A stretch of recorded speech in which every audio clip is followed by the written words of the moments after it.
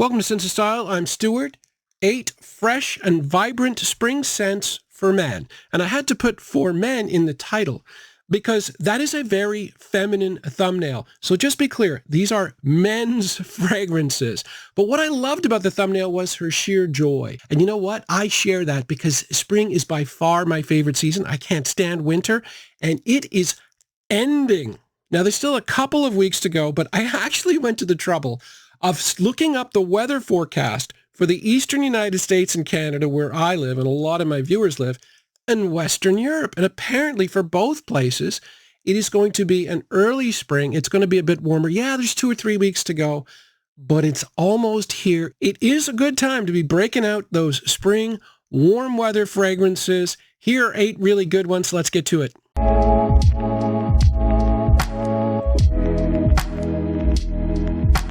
Fragrance number 1, this is Chanel Allure Homme Sport Eau Extreme. And I think this is a perfect fragrance for spring, but not quite for summer because of the way it's constructed. This fragrance has a fresh side and a warm side. And that's the thing about spring.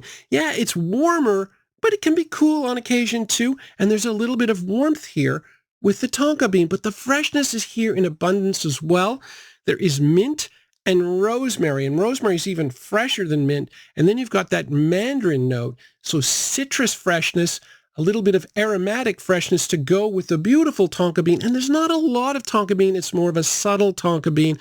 I think it's perfect. Now, when it comes to layering, I am not a layering guy. You either are or you're not. And it's just not my thing. But when I researched this fragrance, I found something really interesting. Apparently, a top layering combination that the people that work for Chanel do all the time, the testers, the people that test fragrances. Apparently this at the base in the original Allure Homme Sport over top is a fantastic combination. So just be aware of that. Fragrance number 2, this is Amouage's Reflection Man. Everybody break out your white floral fragrances because spring is perfect for white florals, and there are a ton in here. There's both jasmine and neroli. And the great thing about white florals are they tend to be fresh, but they have a hint of creaminess to them, which is a perfect balance for spring. There's also a lot of rosemary in this. And rosemary it's an herb, but it has a very strong minty vibe to it. It was Napoleon's favorite note. There's a ton of rosemary in this too that gives it some freshness. And then you've got the orris root. Now, a lot of people wonder why fragrances are so expensive, especially niche. The orris root is Florentine orris for this.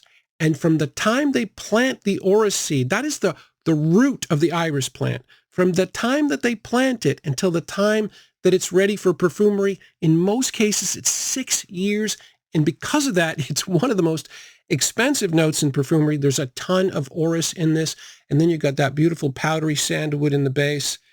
It's just a perfect fragrance for spring. Fragrance number 3, this is Dior's Eau Sauvage. And this is a citrus aromatic from 1966. Now, I hear a lot of younger people saying that this smells really old school. And I mean, it kind of does. Yes, there is lavender and oak moss. That's part of the barbershop thing. There's also basil. And then 3 in a row, we've got rosemary again. So yeah, it has some aromatic notes, but really there's a lot more citrus in here. What I pick up more than anything here is the lemon. So you got the lemon and the bergamot, and there's more of that than that other old school note. But one of the good things about the old school notes, they tend to be more on the masculine side. The older you get, the more you're in touch with traditional masculinity. But here's something for you young guys. This was considered to be the very first men's fragrance that was considered unisex. Back in the day, one of the top French actresses, Catherine Deneuve, this was her signature scent, or one of them. She used to wear this all the time. So yeah, it was considered unisex. So it's not super, hardcore masculine. It's not an old man smell necessarily. And one thing that I absolutely love about this, and I don't hear people talking about it, is the nature of the projection here. A lot of people say, oh, this fragrance projects really, really well. And, that's great. But what does that mean exactly? This fragrance projects consistently, not 8 feet, a couple of feet, but for more than just 1 hour, for 2 or 3 hours. It's one of those ones you put it on and you're going to notice it on you 3 hours in. Strong fragrance. considered an all-time classic. Fragrance number 4 is Lacoste White. And I never realized it, but I have a slightly different version of Lacoste White, this collector's edition. I always just thought it was just a different logo, but apparently my version is slightly muskier than the regular one, although for the most part, they're pretty much the same kind of fragrance, which is essentially a woody citrus with leather and florals in the mid. Part that I like about the fragrance best, though, is the citrus element. There's a really nice grapefruit note off the top. Then in the mid, you run into 2 floral notes, which is tuberose and ylang ylang. That gives it a slight creaminess that you're normally going to get with floral notes. And then you got 2 leather notes in the base. It's quite a masculine fragrance and a nice, smooth vetiver. Normally a very versatile fragrance. I think it's one of the most versatile fragrances out there. But if you're going to pick a season to wear it, spring is perfect. Florals are perfect for spring. And the performance here is pretty solid. You know, decent projection, decent longevity. Price is kind of mid-range. It's very much a mid-range kind of fragrance, but it's definitely spring more than anything else. Fragrance number 5 is Salvatore Ferragamo pour Homme, and this is a fig fragrance. And spring is the perfect season to wear fig. But fig is a weird note in perfumery because when I think of a fig, I think of a very sweet fruit. But they don't use the actual, or it's rare to use the actual fruit. They tend to use fig leaf, which is slightly fruity, but it's usually green and woody. And in this particular case, the green element of the fig is backed up with a green facets of geranium, so it has a real green feel.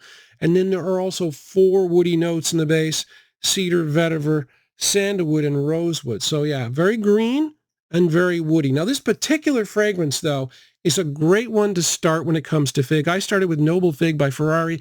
That was way too strong, way too figgy for me. This is still pretty figgy, but a little bit of a milder version. This has got a really high rating on Fragrantica, despite the fact that it's a really inexpensive fragrance. You won't believe the price.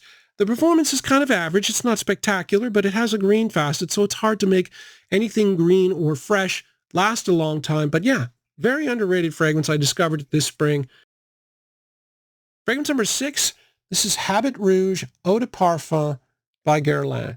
And the original, this one came out in 2003, but the original came out in 1965. And the original had a lot of rose and jasmine, especially rose, which is a little bit of a feminine note, especially for 1965. And so it was super controversial. Nobody wanted to wear it until Sean Connery started wearing it.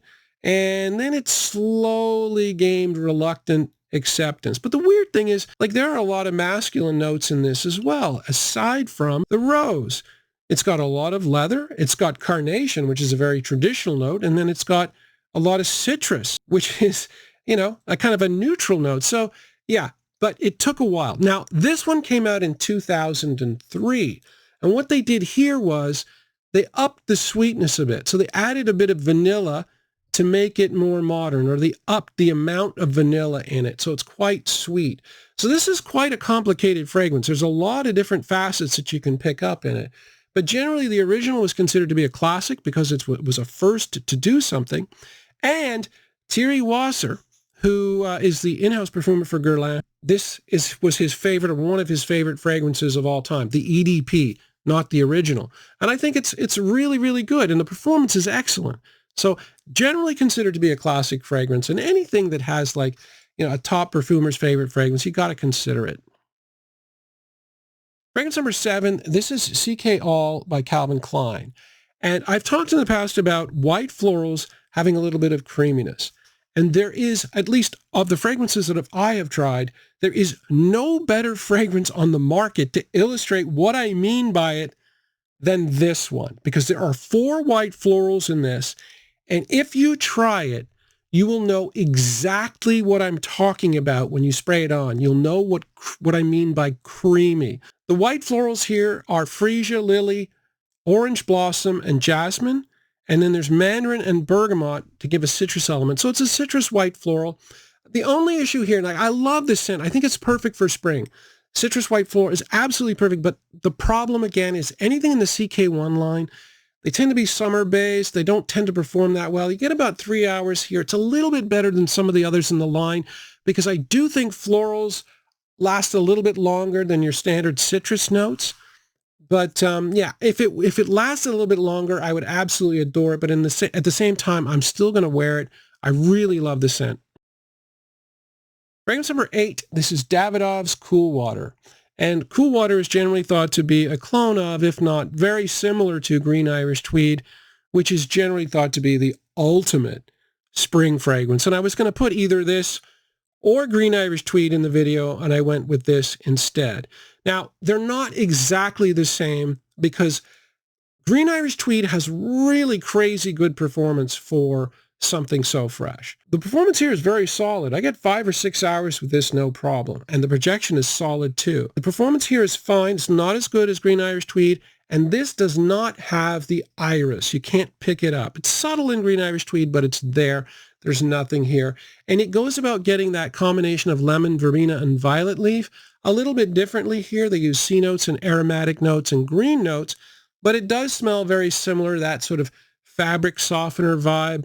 But yeah, you can't go wrong wearing an inexpensive, decent performing clone, sort of the ultimate spring fragrance. I mean, this is a perfect one for spring. And yeah, I really love spring. I don't know if it comes across in the video, but yeah, in a couple of weeks, maybe 2 or 3 weeks, I'm going to be ecstatic. I'm not a huge, warm weather fragrance guy. I'm warming up to warm weather fragrances. I bought a whole bunch over the winter. I've talked about a couple of them today. So yeah, spring's going to be good this year. Thanks for watching.